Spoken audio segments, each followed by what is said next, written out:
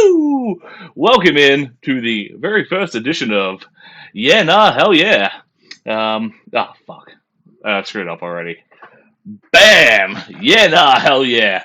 The monthly review of the latest releases in metal and more. As I've been listening to them, we're gonna go through. We're gonna see what we got, and then we're gonna put it in a bucket of Yeah Nah or Hell Yeah. And if I screw up the original working title all the way up to like version 0.99 with thrash or trash, so if I say thrash or trash, that was the working title. It is Yeah Nah, Hell Yeah. Can we revisit the name to Yeah Nah Nah Yeah? I felt Yeah Nah, like Yeah Nah's good. Like I want to dismiss albums I don't like. I don't want to trash them, which is why we got rid of the trash name. Just yeah, nah, not for me. But nah, yeah, felt a bit too. I was gonna say submissive. That's not the word. It felt like I wasn't giving the due. Like when I'm excited for an album, I don't go, no, yeah, that's a good album. I go, hell yeah, that's a good album. So for now, we're sticking with yeah, nah, hell yeah, because hell yeah better represents how I feel about a good album. And well, look, there we go. That opens my Spotify, so let's take that off that screen. I'm not used to doing screen share on OBS, but I couldn't set up game capture to capture Chrome. It's a whole thing. I'm learning. Um, but let's get into the correct playlist for this. As we kick off on the 1st of January. What a great time to release an album. Um, Kicking off with Hounds of Blood by World Eaters. Coming out on the new year. Wake up, absolutely seedy. You've had your big New Year's Eve party, and you need a filthy breakfast and some filthy death metal to get into it. And boy, did World Eaters have you covered. Now, actually, probably not. A lot of you, maybe, would know that is obviously a Warhammer reference. The World Eaters being one of the legions that fell to chaos. And a 40k reference will actually get you through the door with me. In fact, I found those guys because every now and then I just go to Bandcamp and I type Warhammer or Warhammer 40k into the search engine just to see who's tagging their albums as Warhammer. And that's how I found World Eaters. So they've come out with a pretty fucking good. I want to see what Spotify calls it. I want to call it an EP at half an hour. Spotify calls it an album. 5 songs, 31 minutes. That's an EP to me. It's a cusper, but that's an EP to me. But it is an enjoyable half an hour. I'm not a big death metal guy. Like, it doesn't grip me like other extreme metal does, but it doesn't get boring, and it doesn't wear out its welcome. There is variation in the riff. They don't just keep playing the same riff for 5 minutes straight every song. There are some cool sound bites in there that they've, like, done their own spoken word versions of quotes from really old Warhammer books. We're talking like 1980s Warhammer books, so, you know, true fans, as you will. And if it's your thing, some people it is, some people it isn't. In researching this band to get the album artwork and stuff, and boy, we're going to touch on the album artwork, they're very big on social justice too. I know that's a big sell for some people. I know it's not for other people. But yeah, I was really surprised to see their merchandise. It's just all stuff like, you know, no bigotry, no sexism, no transphobia, only riff. And I'm like, oh, hell yeah. And they had that on patches and shit, and then they had that with like a big fucking chain axe. So yeah. Now, what I really love about this format, this is something we couldn't do with tunes because it takes way too much coordination to get both our releases in one list and then do a fucking PowerPoint like I've done here. But I'm really happy that I can now put album art up on screen because I love album art. I think it is such an underrated part of the album. Like, despite them saying that you shouldn't, we all judge books by its cover. But Black Dynamite, Jesus Christ. And yeah, we got this really cool thing. We got like a bit of a. Is my mouse showing? Hey, it does. There we go. We got this Elder Skull. We got this Krieg soldier, Deathcore Krieg by the mask. Looks like some sort of hound, perhaps a hound of blood is eating him. There's another one there. It's a bit of a mess. You really have to like. I didn't even see this one until right now. There's a lot going on in there. It's visually interesting. So Hounds of Blood by World Eaters, congratulations, you get the first Hell Yeah! And as we go on, this is going to fill up. And let me tell you, for this edition, because we're covering 3 months, it fills up. Next, 3rd of January, you've recovered from that New Year's hangover, and maybe you're looking to better yourself, and you're like, oh, gee, I don't know, go to the gym, maybe I need something spiritual, go to church. You've got Batushka, but not Batushka. I fucked this up already. We have Patriarkh, obviously part of the Batushka split, and this is the one that lost the rights to the name Batushka, and have now debuted under their new name, Patriarkh, with the album Prophet. I believe that's meant to be Elijah. Obviously, like, Bibles are written in ancient Greek, so there's translations aplenty. But I believe that's actually meant to be Prophet Elijah, is how we'd see it written in a English Bible. But yeah, at the start of the year, late last year? No, I think it was the start of this year. There was a gig in Melbourne, and it was a one-off gig only in Melbourne. Patriarkh sounds cooler than Batushka. I agree. The Patriarchy is really winning on this one. Sorry, low-hanging fruit, had to. Anyway, one-off special show, which was the final Batushka show. And then the show after was the first Patriarchy show. Fuck you the hell. Ethan, you've screwed me. The first Patriarch show. And it was one of the best black metal shows I've ever been to. And the atmosphere is insane. And, just to see them in this full Eastern Orthodox setup. This doesn't sound like the right next song. I know it is. I was worried we were on shuffle. I just need to skip track.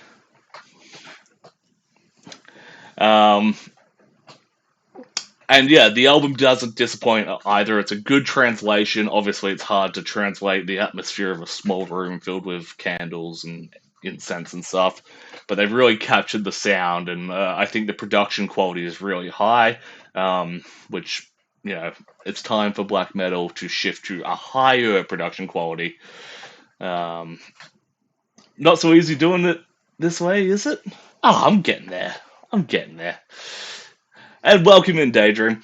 I think it's time for black metal to move to higher production qualities. Not clean. I don't want Jordan fish material in my black metal. No fish, not even on Fridays. But this is nice. You can really hear every part of it, and with the big choir backings, I think that's really important. It's hard to pick a favorite song off this album, because it does just play start to finish really nicely. It's a really enjoyable kind of background listen, and just to embrace this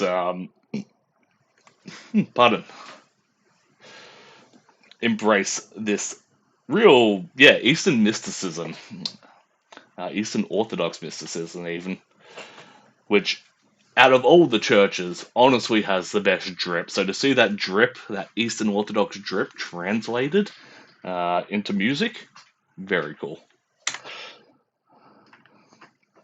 And that gets a hell yeah. Bonjour, mon ami, bonjour, Rodriguez. I miss you so much. Welcome in. Moving on, a week later, we've got our first EP of the year, end of the segment. Year of the Four Emperors by XDAO. And I think EPs should be normalized in the digital age. I think I listen to far too many albums that are 10 songs that should have been 4. Come back to me? No, you come to me, alright? Come to the grass on the greener side, Rodriguez. I think EPs are really good. Don't release music that you're not happy with. Don't release 10 songs if only 4 are good. And in the digital age, when not everything gets a physical release these days, and physical releases are really expensive, put out an EP. And I think it's a smart move for XDAO, because their last few albums, they felt spread thin. And it's a shame, because XDAO came out so hot out of the gates when they came around. I believe I found them through the YouTube algorithm when I just sit there and watch music video after music video. Then they kind of faded off, which was a shame. But I'm glad to see him back on top. I'm glad to see him put out 4 really tight songs. It has the big triumphant trumpets. It's got the cool like spoken word versions of like the Roman senates and stuff. Um, and it piqued a genuine historical interest in me where I'm like, Year of Four Emperors, what's that? And I looked into it, and there was 1 year in Roman history where the Emperor of Rome changed 4 times. And I'm sitting there on the Wikipedia like, oh yeah, and that's what a band like Ex Deo should be doing. So mission achieved, and this also gets a hell yeah from me.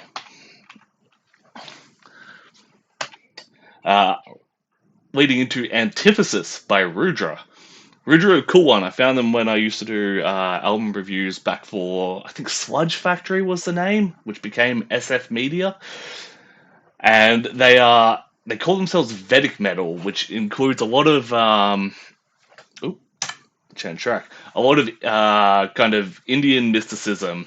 I'm of all my geographies, that is, thank you for the sticker face. That is some of my like least geographical knowledge, and I was not good at SOS to begin with. So apologies in advance that I don't understand the intricacies of all their religions.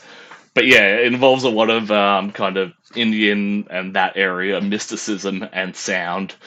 Um, the only downside is they've always been a bit of a singles band for me. I feel like to their benefit and to their detriment, they don't lean into the gimmick as hard as they could. Because when I think of bands like Bloodywood, to me that's too far into the gimmick. Like I listened to the first song I heard from them, I'm like, oh yeah, really fun. And I listened to the rest of the album, I'm like, all right, now it feels like a gimmick. These guys don't make it feel like a gimmick, but I feel like they could still do it just a little bit more to keep the interest and just not be another black death metal band. And it's funny because when I look at my Spotify, I've clicked like on all these songs, but the moment I turn it off and walk away, I couldn't remember a single part of them. And other albums I definitely do remember, like the hook of the first few like lead singles and stuff. This, nothing. So it's a damn shame. It is a good listen, but it doesn't glue. And this gets my first on Rudra. Definitely keeping an eye on the band though. Dragonknight. I am forever on a quest for that high that I first got finding Glory Hammer. The perfect balance of cheese and riff, just in a nice cheese riff toasty, where it's silly but it's also really good. So in going through Loudwire's release radar, every time I see a band with like Dragon or Quest in the name, I always give it a chance because I'm like, it could be the next Glory Hammer. And sadly, Dragonknight is not. There are some fun songs in there, but it's just, even the fun songs, I get 4 minutes into, and I'm looking at my watch, and I'm like, come on, guys, wrap it up. They make 50 minutes feel really long. They make 4 minutes feel long. They don't make me feel like I'm on an epic quest. They make me feel like I'm, grinding fucking level 10 zones. So, Dragonknight, apologies, but you also get a yeah, nah. And sticking with power metal, we're going on to Master Sword with their album Toying with Time. I've been aware of Master Sword for a very long time because, like, being a gamer and getting into metal, there didn't used to be a lot of gamer metal. And these guys were kind of at the front. Same with bands like Power Glove, where people are like, oh, you're into gaming and metal, you gotta listen to Master Sword, you gotta listen to Power Glove. It was a shame because I actually didn't enjoy either of those bands growing up. And I'm still not 100% there with Master Sword, but I'm getting there. Every release where we're meeting in the middle. And we touched on this one. We're not holding hands yet, but we touched on this one. There we go. There is some really good guitar work in this. The vocals are what holds it back to me. In some songs, they're really powerful, they're cut through, they're really strong. And in other songs, they fall really, like, they're kind of long-held notes that sit flat. So, and at the end of the day, I have Fierce Deity giving me everything that Master Sword could give me. Not that I wouldn't take more, I am gluttonous, But this isn't it. However, it still gets a hell yeah from me. I still really enjoyed this, and I do go back to like the opening riff of this song, Dance with Demons, I believe it is. Yes, Dance of the Demon.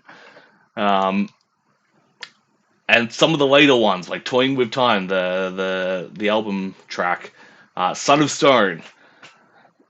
Yeah, it's really good.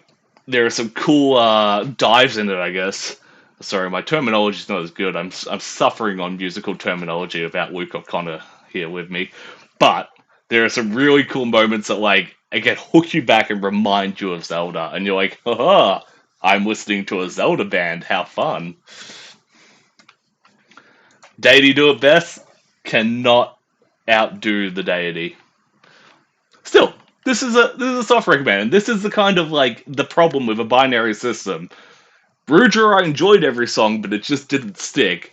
This album, I don't enjoy every song, but the parts I do enjoy stick with me. So like, it's a hard balance to have. But this gets a hell yeah.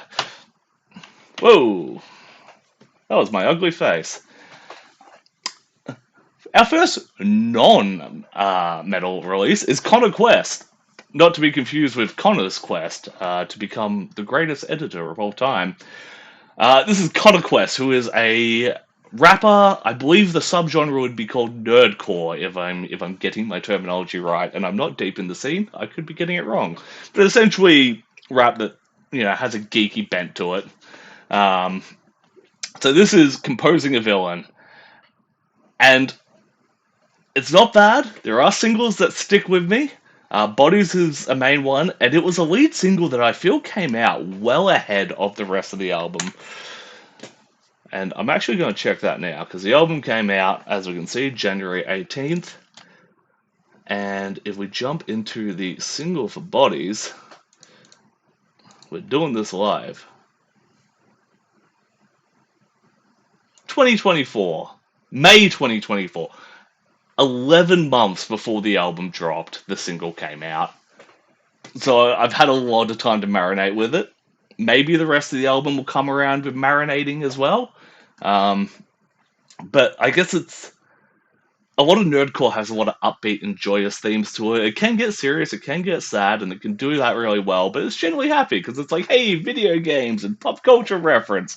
So to do a full album that is like about villains and stuff, and it stays pretty like low, it just doesn't hold me because I can't. This is my happy genre. This is what I listen to when I need a pep in my step and a smile on my face.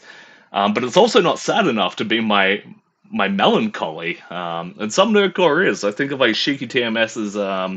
It's called like Tears of Empathy or something like that. It is a fucking miserable album that I just put on when I feel gross.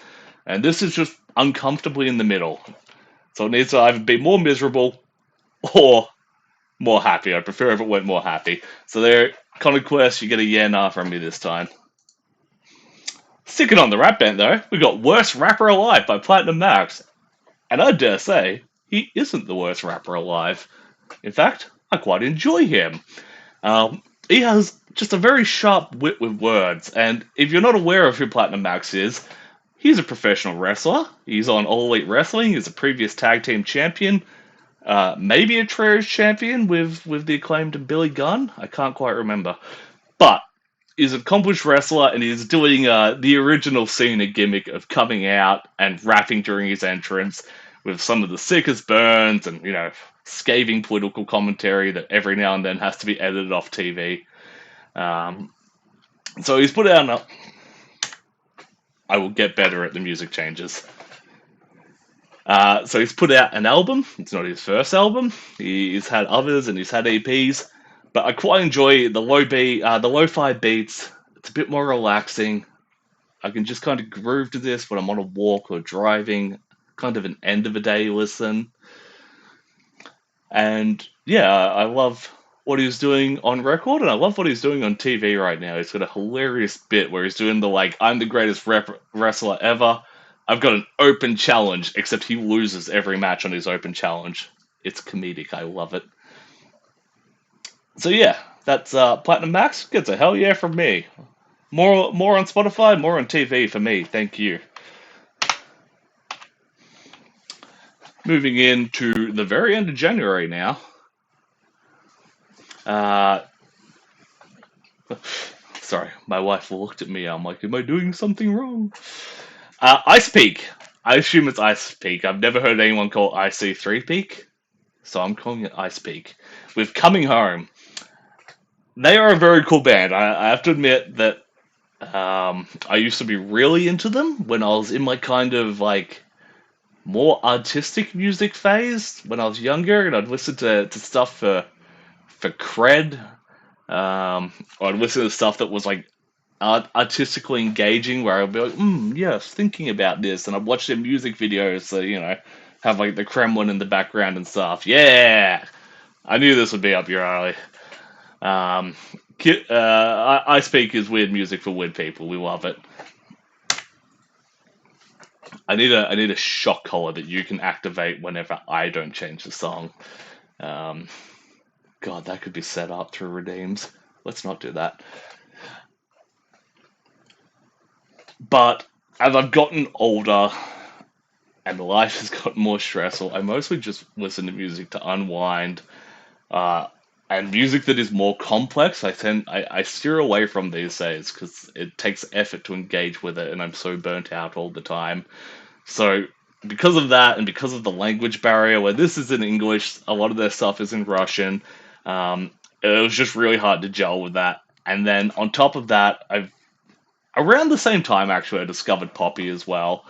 And Poppy is just a lot more accessible to me, and because of that, when I want something like that, I go to Poppy. It's easier to listen to, but it still gives me that kind of weird pop electronic that sometimes goes heavier into the metal sphere. So unfortunately, Ice Peak, and I'm sorry, kid, I knew this would be probably my first like upsetting one that people would disagree with. Ice Peak gets a yeah nah from me. They are touring soon, I believe, unless I've missed it already. I'd consider checking them out live. What I thought, and talking about complex shit and too smart for my smooth brain, is Dream Theater and prog metal in general. But I do have a bit of history with Dream Theater. Basically, when I was in high school, we had tech classes where you do like welding and soldering and shit. Um, and our teacher got a note from my wife that says change song. Bless her. She's the best. I love you. Um, because that class is a pretty quiet class. Once you know what you're doing for the day, you're just sitting there soldering circuits and stuff. He'd play music, and he was a cool teacher. He wasn't a music teacher, but he was a musician and a teacher. He played in a Pink Floyd cover band.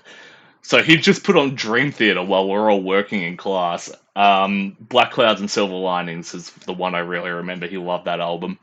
So I do have an affinity for Dream Theater, but then some of their, I guess, more popular and more proggy stuff, like Octavia, is it? The Octagon one, never really glued with me. But this, Dream Theater are back, baby. This is amazing. Um, and funnily enough, yeah, despite being famous for their long songs, I think the shorter ones are where they really knock it home. And, short by their own perspective, not short by any reasonable standard. We're still talking 5 to 10 minutes. But that 20-minute album ender, the Shadow Man incident, garbage. Really long, wet fart to end the album on. But holy shit, the rest of the album, Broken Man, Night Terror, I really enjoyed this album, and I really enjoyed the community, the hype of it, because even like I'm seeing the same thing from Dream Theater diehards getting really into this album. Luke and Leon from Orpheus Omega, to be part of that communal happiness and that communal hype, just get swept up in it. It's hard not to enjoy it. So, Dream Theater, long prog, the enemy of my smooth brain, still gets a hell yeah from me. First punk album. There will be punk, trust me. I'm getting old and working office job and stuff like that now, but I'm still a punk rocker at heart, I swear. Um, I'm gonna snooze that ad break. The Rumjacks are Dead Anthem, a formerly Australian band. They've since relocated to Europe, kind of in infamy, but they've now resolved that infamy. They stopped getting booked in Australia for a while because I believe the allegedly um, allegedly the original singer was beating his wife, and then no one wanted to book them. And they moved to Europe. They changed their vocalists and kind of rebuilt their brand over there. Allegedly, no one sue me over this.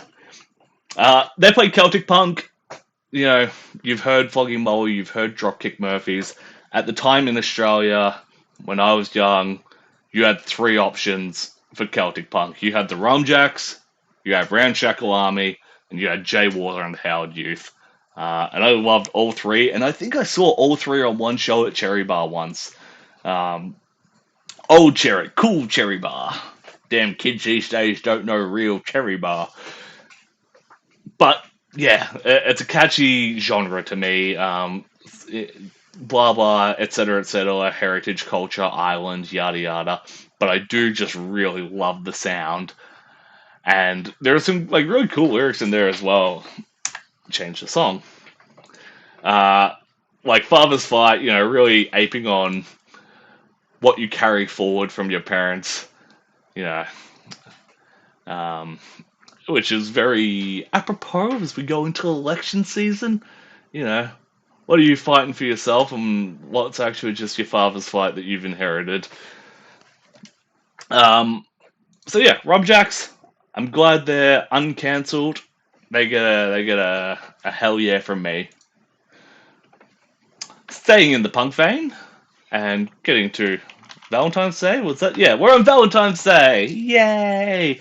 Jake Martin. I'm one to try. This is a English, definitely British, possibly English, folk punk artist, singer songwriter that I saw at Last Chance once. I'm trying to remember if I even went to the gig or if I was just at Last Chance and walked into the gig. I might have actually been there because someone like Jay Wars was opening the show.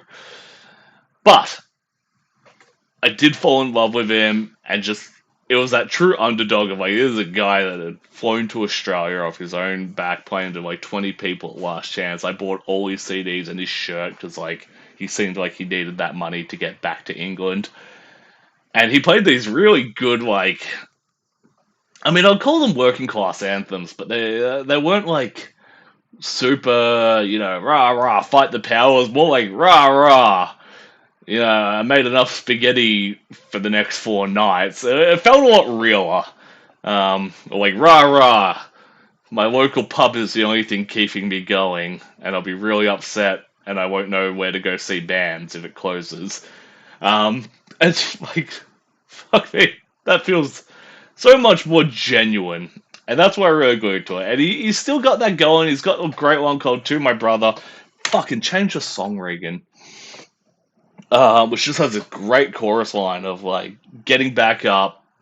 And it's real like to your mates. It's like shit is still fucked. Get the back up, like get back on your feet. I need you as much as you need me. And shit is fucked, and I do need my friends as much as they need me. So it's still real. As a whole album, there's less of that though, and yeah, that's fair. It's a problem with these artists that you connect with personally, is that they can go one way in life and you go the other way, and suddenly you're not as connected anymore. And the later albums hit less hard, and yeah, this one didn't connect as much, so it gets a yeah nah from me. But I'd still recommend checking it out because there are some really good songs on here.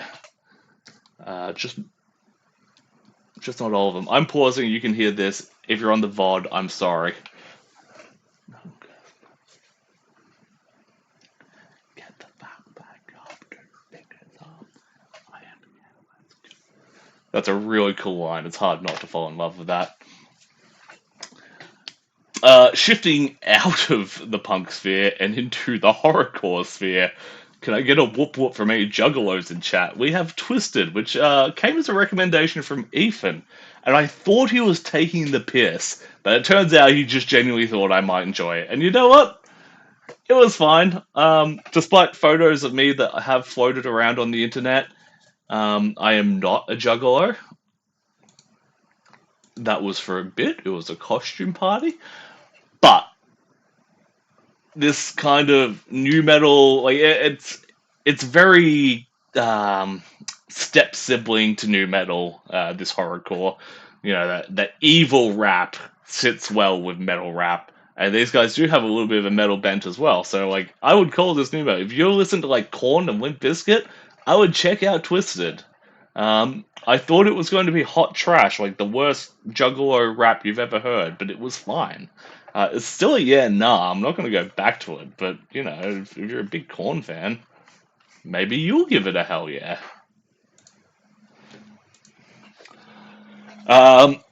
We're gonna start speeding this up because I got a lot there too. 9 by Bleeding Through. I'm pretty sure I discovered Bleeding Through finding one of their albums in an op shop. Most of this album's pretty forgettable, actually. But there is a single song where the intro is so fucking powerful. Oh god, I didn't even play any of Twiztid. I'm sorry, Twiztid. Korn should release a pop out. I would listen to a Popcorn album because I listened to Dubcorn and it was good. Yeah, apologies to Twiztid for not playing any of their music. But the intro to Our Brand is Chaos by Bleeding Through. Just glued in my head. And again, apologies to VODs who aren't going to hear this.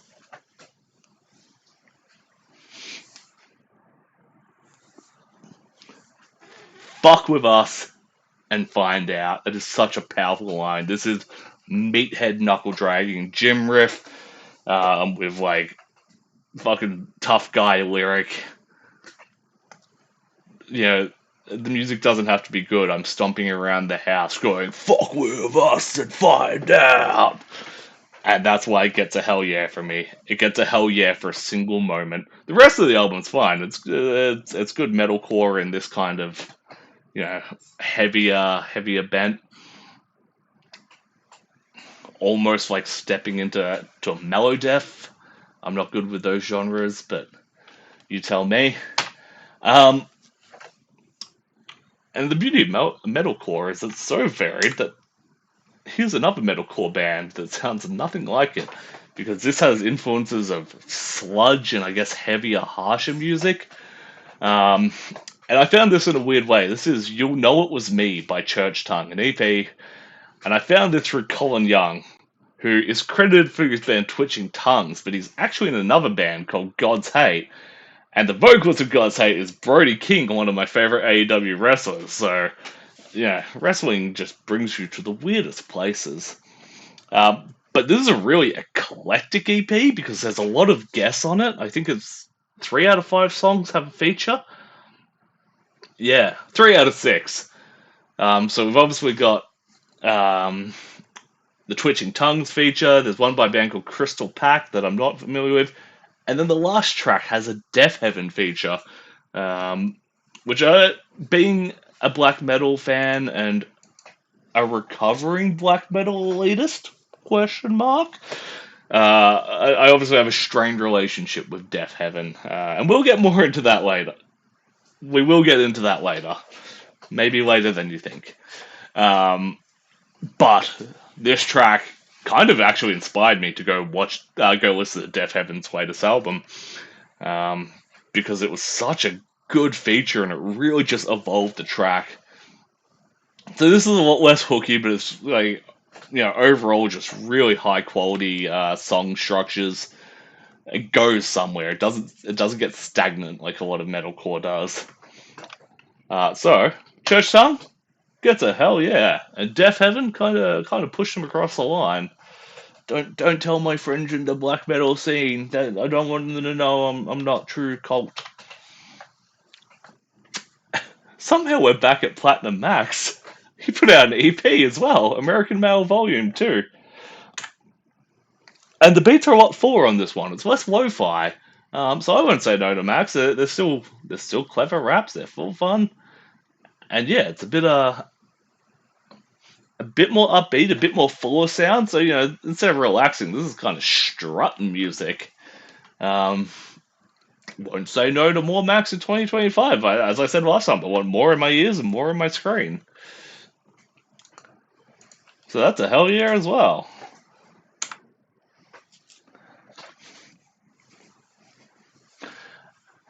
Fucking Killswitch Engage. I have a weird history with Killswitch Engage. I don't really listen to them much. Everyone and anyone I know listens to Killswitch Engage and tells me I should, but I don't know why. I listen to so many bands around them at the same time. I was a huge Trivium fan and stuff. I don't know what it was. I just didn't hear them at the right time in my life. But I can acknowledge they are one of the best metal bands of their generation, and they are in very fine form with this consequence. And boy howdy, it's been a great year for metalcore, as you've seen in the last few releases as well. The front half felt a bit weak at the start. I'm just like, yeah, I'm getting through this. This is fine. And then when I hit the back half of the album, I found it really fucking loaded. The last like 5 tracks, I reckon, from Where It Dies onwards, I was just completely bored in, and it made me go and give the whole album another listen to, because I'm like, fuck, maybe it just took 5 tracks in for me to start to get it. And no, I actually stand by my statement. I think the back half is a lot stronger than the front half. But that's fine, because Killswitch Engage have enough fans that people are going to listen to the front half regardless, and then they're going to get that delicious treat the further in they go. So, Killswitch Engage gets a hell yeah from me. Still goated. Moving into a bit more of an obscure black metal one. Hesychast. That's probably completely butchering it. I believe that's another Eastern Orthodox Church word, and I have no idea what that one actually means. Very much in the same vein to Patriarkh, but a bit more true black metal, and by that I mean lower production value. And there's probably not enough room on my plate and in my taste for 2 of those. So if I have one that is more polished than the other, now I'm going to lean towards Patriarkh. So every time I listen to this, I'm like, yeah, it's pretty cool, but Patriarkh are doing it better. So apologies to Hesychast, but it's a yeah nah from me. And keeping on black metal, we also have Australian black metal band from Radelaide, Christ Dismembered, with their new album of Vampiracy.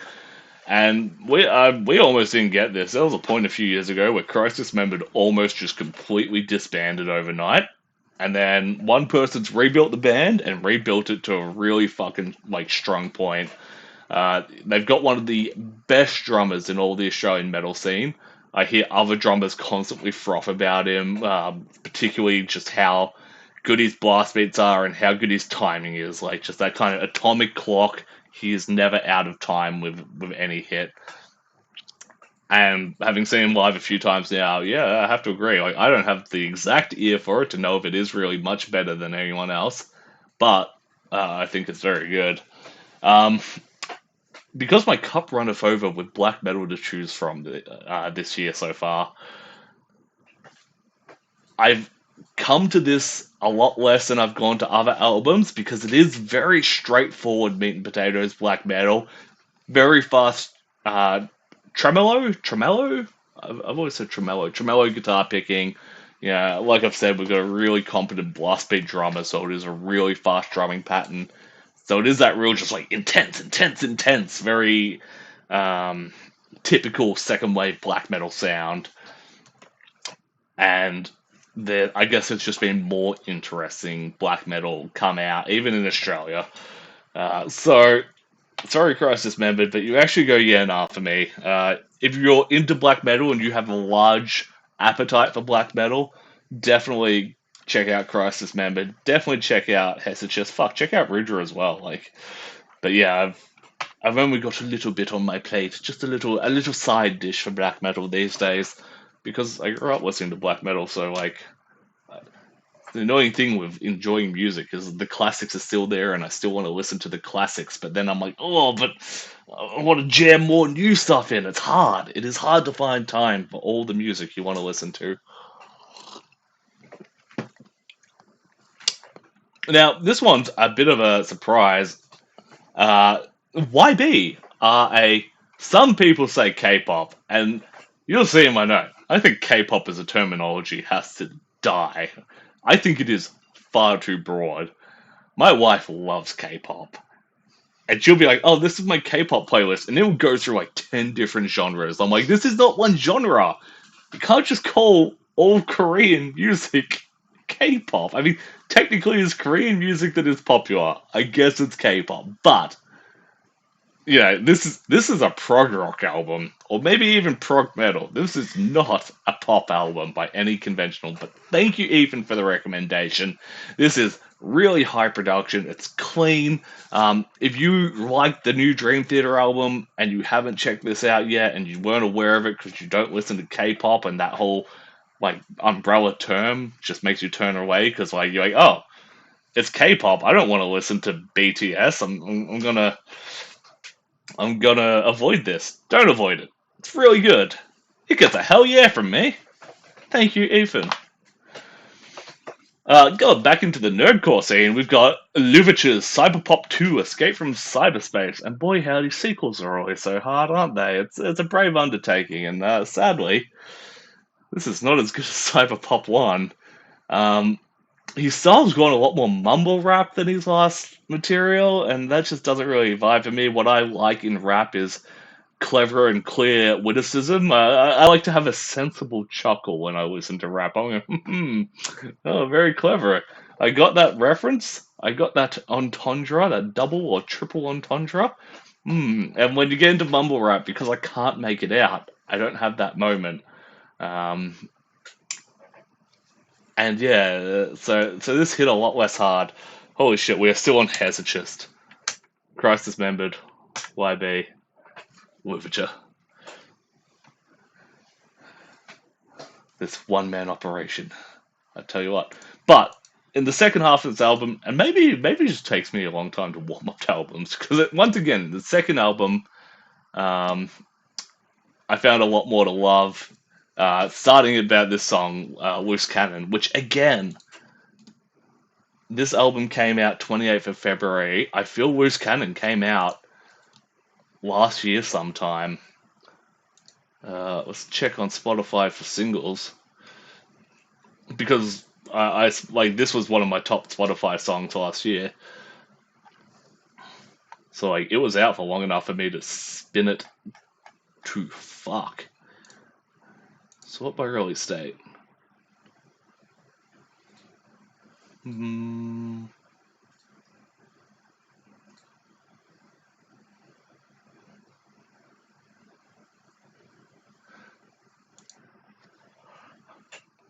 This single came out in 2021 and is apparently about Jinx from League of Legends, judging by the cover art for the single. Probably more of the arcane variety. But 2021, no wonder I'm familiar with it. I've had this for 4 years. December 2021, we'll call it 3 years. There's a huge gap, holy shit. And I guess that's kind of, I guess I'm noticing that a bit more about rap. There's different cultures and different genres of like, it's a lot more single based. You know, you release a full album's worth of singles and then compile them. Which I guess is just strange to me coming from metal, which is, 2 singles and then the album. Although even that's changing. Anyway, it's a yeah nah for me. I like the back half of the album, but it's a very big album at like fucking 23 tracks. It includes interludes, but yeah, hour and 20 minutes. To only enjoy less than half of that gets a yeah nah. Moving into another nerdcore act, Breeton Boi. A lot of these guys collaborate with each other, which is why I end up in so many of these, like, finger in so many different pies. And I really like that. I think the Spotify algorithm really leans into that. Like, as soon as you collaborate with someone, you're in each other's release radars. It's very clever. I think collabing is the new meta in the streaming age. This album's called Personification, and I just did not fucking get any of it. Maybe this is Dagcore, because maybe I need to know Persona to actually get this. So I don't know, Dag rap maybe? Dag, if you're in there, check it out. Tell me if I'm missing Persona references. But yeah, it's a yeah nah for me. Still some fun beats in there.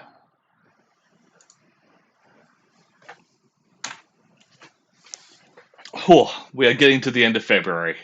Thank you all for sticking with me so far. Owlbear. This one was pure Spotify algorithm. It just came up. It's like, yo, this is similar to your taste.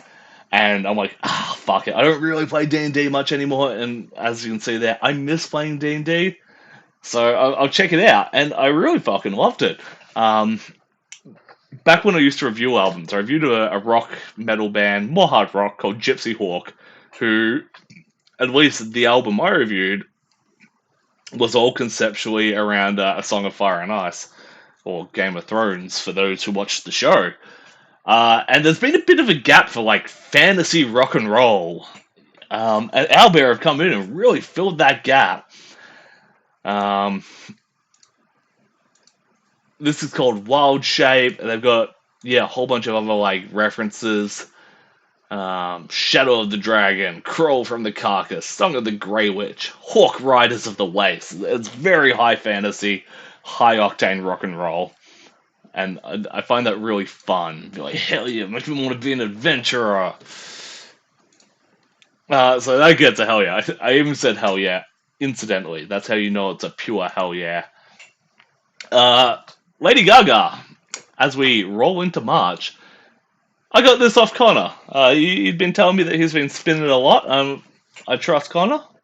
He rarely steers me wrong, but unfortunately this time, I did not vibe. Lady Gaga, I mean, obviously I had 2 ears and a radio growing up, so very familiar with her and all her antics. Oop. Accidentally revealed my opinion. I remember the meat suit and stuff like that. She was kind of the new weird thing in pop. And once again, there is a newer weirder thing in pop through Poppy. It kind of overtook that for me. And once again, I think I enjoy what Poppy does a lot more. So when I want, weird pop chick, that's where I'd go to now. Connor got me through the door. I'd do anything that he says. I would jump off a bridge if he told me to. But unfortunately, I didn't like the way down on this album. It gets a nah from me. This one hurt, honestly. I love Red Fang. Again, one of those ones the YouTube algorithm brought me to back when I was very young. Because they had some rip-up music videos. If you've never enjoyed a Red Fang music video, and you enjoy the likes of Triple Kill music videos, you need to go watch all of Red Fang's early videos. Shenanigans aplenty. This is deep cuts. It is a B-sides album and demos and stuff, but some of those are really good, and then ones like these ones was definitely sweeping the cutting room floor and packaging it up and selling it. The marketing for this was actually kind of funny, and in retrospect, I feel like they knew it was shit because they launched it with a hat, a trucker cap, and all the shows were like, come to the album and hat launch, and like they included the hat in all their promoting. It's like, it's a hat and an album. And I feel like it was funny, like, hey, look, like, we're taking the hat as seriously as we're taking the album. But then I listened to the album, like, yeah, the hat probably is the more exciting part of that. Fucking this. This hurt because I love Red Fang. It's been a while since their last album. It's been a long time since they've come to Australia. I want to connect with Red Fang again. And then they served up this, and I'm like, damn, this song's good, Murder the Mountains. Which I believe I have as a bonus track on one of their first releases. But yeah, very sad. It's a nah. Searle dropped an EP of remixes. Now, this is, I guess, more of a compilation because it's all his tracks he's already released, remixed by other people. Shaven Ewok, is it a We Want to Get Out of a Contractual Obligation album? Very possibly, actually. That's more than common. But yeah, Searle has piled up a bunch of remixes of some of his more recent materials and dropped them as an EP. Some of them are good, some of them aren't that good. nothing in there surpasses the original. And this is the highest quality of the album art that I could get. Actually, on the little screen, it doesn't look too bad. On my big screen, oh, you can tell it's that Ronnie Radke face pixelation. So you got some bangers. This ain't it. It's a yeah, nah. But it's hard to say they're not bangers when really they're other people's versions of their songs. This is probably, if I had to give a gold star to one release every time I do this, my creme de la crop, it would probably be this Antikvlt album because it came out of nowhere for me. Again, it appeared in my Spotify algorithm because of a feature with Torque, Norwegian black metal band, and I would not have found it otherwise. And it just immediately glued to me. It's a two-man project, and the main contributor has been in a lot of bands as a live performer. Kiddo, you're probably going to pop off for like Harakiri from the Sky, Austere, Shamash. Um, he's got quite the Metal Archives profile, and they're doing that like punky black metal, black and roll. I've written down Satyricon and Carpathian Forest, but then on further listens, like, oh, actually, it's really Dark Throne-y as well, like Fuck Off and Die Arab Dark Throne. Um, at times, it gets a little bit fun with it, and a little bit silly, like this song, Psycho Circus. But it still stays really gritty, and it's refreshing in that, like, it's listenable, um, but it's also dirty and raw. Like, they've really hit that fucking nail on the head of like the perfect balance, the fence sitting of like we want to sound good, but we also want to stay true to the genre's roots, and it doesn't get stale. Like in the same way Christ Dismembered did.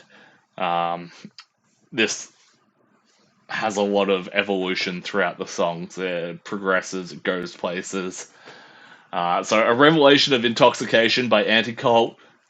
Fucking that's my A triple plus hell yeah release of the quarter, I guess, because we're doing a quarterly catch up.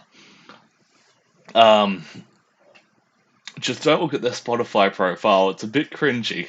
All black metal's a bit cringy. This is a bit cringy. I believe it has the word woke written there, so like, come on, guys, don't be like that. Just play the riff. But it's a hell yeah. Moving into another hell yeah, I'm just gonna throw that out early. Big old album, Volume One. What a title! By Day to Remember. Straight up, I owe apologies to people from high school for I'm from a rural area, so it's a smaller alternative crowd. You don't get to pick subcultures in your friends. Like you're just the alternative kids. I was really into like my '80s thrash at the time, so we'd have casual clothes days, and I'd be in my denim shorts and my patch jacket and like a Slayer t-shirt, an all over print Slayer t-shirt, and I'd be hanging out with my friends all in their skinny jeans and that fucking ugly A Day to Remember shirt. You all know in fact, there's two. There was like a Reptile one, and I think the Donkey Kong one, and then maybe even the Pac-Man one. But they were so offensive to the eyes, loud and bright. And I don't apologize for comments made about this shirt, but I do apologize for comments made about A Day to Remember. Um, as I've come to listen to more and more kind of, emo and metalcore music, thanks to my wife, um, I've come to find the fun in A Day to Remember, and by God, they are fun. And seeing it not fest, I'm like, boy howdy, I missed the boat on this. I was too busy being an elitist, saying that all the good metal came out in 1984, that I missed really fucking fun shit like this. Like this is festival bait, and I saw him in a festival setting, and it fucking works. And this song in particular, having a call and response in the pit call with the "Make It Make Sense" line. Yeah. Apparently, there's a shitload of references to the Australian metalcore scene on this album cover. I don't get them all. Aussie, if you're in here, I know that you got a lot of them. But yeah, I look at this and it's just a lot of noise. Oh, wait, I thought that was... Let's wait for the chorus to finish, and we'll get that call and response pit call.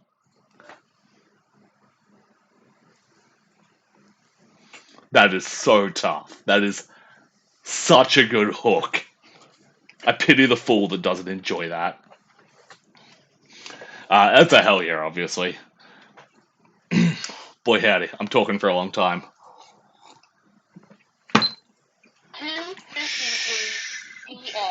That's my grandfather clock. Belonged to my grandfather. It's not an actual grandfather clock. It's only about that big. But it belonged to my grandfather. It's my grandfather clock. Limited edition by Lordi. Obviously, most people into metal and outside of metal know Lordi. They had a ripper Eurovision, the hard rock monsters, and I kind of admire their strategy these days. They get a spooky pun, lay some simple riffs over it. It's not particularly smart or clever or even good riff, but it's enjoyable enough. It's power chords. Um, it's just fun. Like these song titles: Syntax Terror instead of Syntax Error, Skelephant in the Room, Spooky, Kill Harmonic Orchestra. I believe Def Clock actually did that one first, but you know, whatever. Elizabeth, Frighteousness. Um, Very silly, very fun, good riff. Don't overthink it. The songs could be a little shorter. They also kind of like 3:30 to 4:30. You could probably like cut out a verse or a chorus repeat in a lot of them, and they'd finish up faster and be just as good. And my only gripe is their big albums, like the first two albums that had all their hits and all the Eurovision hits, are not on Spotify, and generally that's an issue of record label rights and shit. But I'm still going to whinge about it here because this is my platform and I want to chuck a whinge. Rob Zombie or Lordi in a blind taste set? That would be easy. Rob Zombie is a lot more talented than Lordi.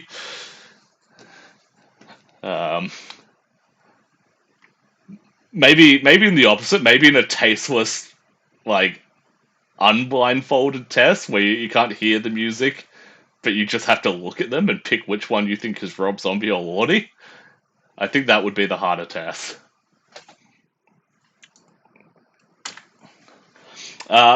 Moving into further apologies and for who I was when I was younger, Cradle of Filth. I really came into these guys around about Manticore. Obviously, if you got into black metal when you were younger than when I got into it, you probably got into Cradle of Filth, and you probably dressed like... See, I'm about to regress. You, you probably dressed kind of silly if you have to look back and admit it was kind of silly. Even if you still dress like that today, you are better at fashion and you don't make the same mistakes, alright? You might still wear eyeliner, but you're better at eyeliner now than when you were 14. But as I get less serious with my music taste and less critical of, art that I think is schlocky, some of the schlock is delicious. And Cradle of Filth is such good schlock. It is much like Lordi, just silly with how evil spooky it is. It's a real pantomime of like gothic spookiness. As I've written there, a balance of metal craftsmanship and drama kid showmanship. And yeah, I really love bands that are doing that because I think Cradle of Filth, I think like Ghost, it is real like the theater kids ruling the metal world now. And I think since I had that switch in my mind around about Manticore, I've enjoyed every Cradle of Filth album. And this is no different. It's just, I used to hate the shrieking, spitting lyrical sounds, and now I love it. If you don't like Cradle of Filth, but you do like extreme metal, maybe you have a stick up your ass. I got rid of my stick. But if you do have a stick up your ass, it's a hell yeah, obviously. And my hell yeahs are getting full, so it actually sits up there on top. If you do still have a stick up your ass and you like wanky black metal, Imperial Triumphant. That was rude, but um, this is very, very progressive black metal. Um, I'm trying to think of the word avant-garde. Thank you. Very avant-garde black metal. Gold Star is amazing. Obviously, we probably would have found it through Matt, or I found it through Matt, and I know Matt is in your ear like a little worm tongue. For me, it does what Portal does. It's cleaner than Portal. It's like Vexavoid era Portal, where it's actually listenable, but it's still that just like really, yeah, avant-garde kind of a lot of switch ups. It doesn't stick on the same riff or anything. And yeah, when I was younger and listening to Portal and Plebeian Grandstand and bands like that, I would have absolutely fucking glued myself to this because it is that sound, but it's also very listenable. Unfortunately, being past that and wanting more schlockier extreme metal, this didn't hit home for me. But they have one of the best tour shirts, and I put a photo in my slideshow because look at that tour shirt. Like, you know, this band are gamers. And even if you don't play Dark Souls or Elden Ring or any of the FromSoft games, this is just a fucking hardcore tour shirt. I don't play any of those games. I love watching people play them, but I don't play any of those games, and I still think this is one of the best tour shirts I've seen in years. So, fucking, the shirt gets a hell yeah. The album's a yeah nah for me. But if you're into that more artistic extreme metal, I would strongly recommend it.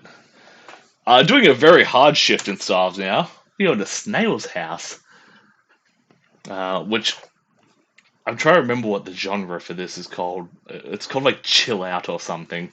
I normally defer to Daydream as my expert in electronic subgenres.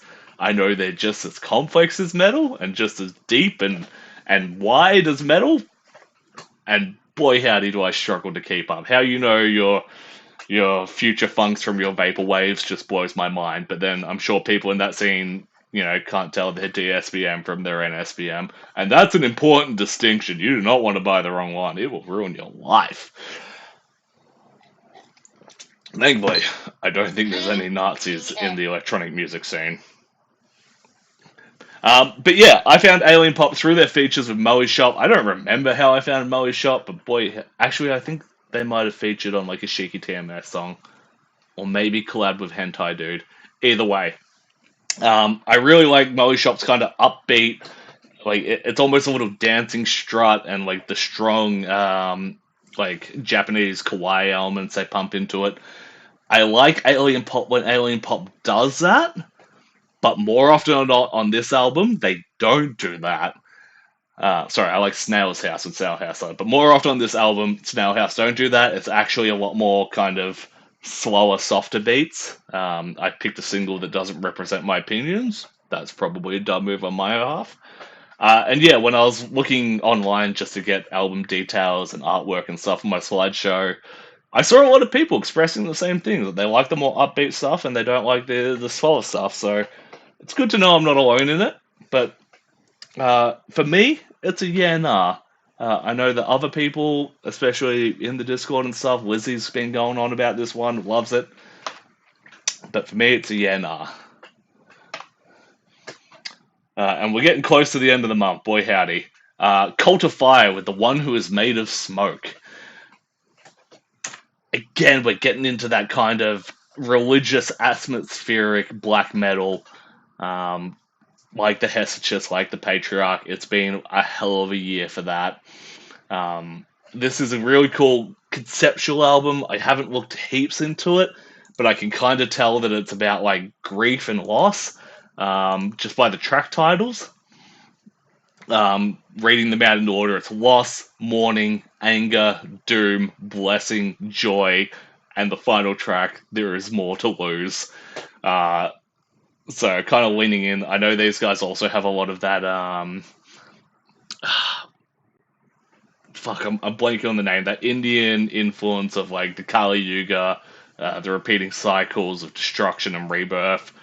and this is kind of pairing that, but also with your cycles of grief or stages of grief.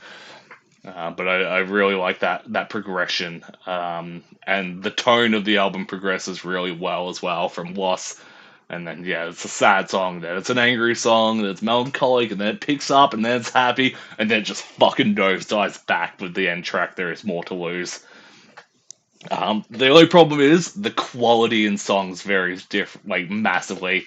I feel almost baited in by how good the first single Joy was, and then having to go through 5 much lower quality songs to get to Joy at the second last song of the album. Um, was a real kind of. I almost felt mad about it. Like I'd been cheated into listening to this album, and you don't want to feel like that. Um, they also have a lot more, I guess, not a lot more, a lot less clarity in the mix. So you really need a good set of like quality headphones, noise canceling if possible, to get everything. Whereas it's very bombastic, the choir and stuff in Patriarkh. A lot of those details are a lot more in the background of Cult of Fire, and it doesn't pass the car test. If you're listening to this car, it just sounds like any other black metal album. Um, Unfortunately, once again, like with Hesychast, when I've got Patriarkh and there's so much yummy Patriarkh to eat, this is in front of Hesychast, but I'm still not getting to it very often, especially when I have to get through that first 5-song slog to get to 6 and 7 that I really enjoy. So it gets a nah. I thought it disappeared. Oh no, it feels that last score. Silly me. It gets a nah from me. Now, some very late entries. Boy, howdy. It ran right up to the end of the month. And these ones I spent a lot less time with because of how late they are, so I have less opinions on them, but I still have opinions. The place after this one by Underoath. In a metalcore scene so populated with fish clones and everything, it's becoming pervasive. Everything sounds the same. I don't want to be a boomer about it, but all these young metal bands sound the same. Underoath doesn't. Underoath have put out a very aggressive and raw metalcore album, and because of that, I've immediately glued to it. It just sounds authentic to the roots of the genre. Like, you go back and listen to like third album Underoath, it's a lot less post-hardcore, but the emotion and the aggression is still there. So Underoath, always in a weird place in my heart because I found them through their first 2 albums when they were like a lot more extreme metal. People struggle to believe that if you go through and listen to Underoath's like first 2 albums, it's basically black metal. Pop Metal Arms Race, presented by Jordan Fish, is real. Absolutely. Absolutely. So good on Underoath for not doing it. It's a hell yeah from me, brother. And boy, howdy, hell yeah, it's getting full.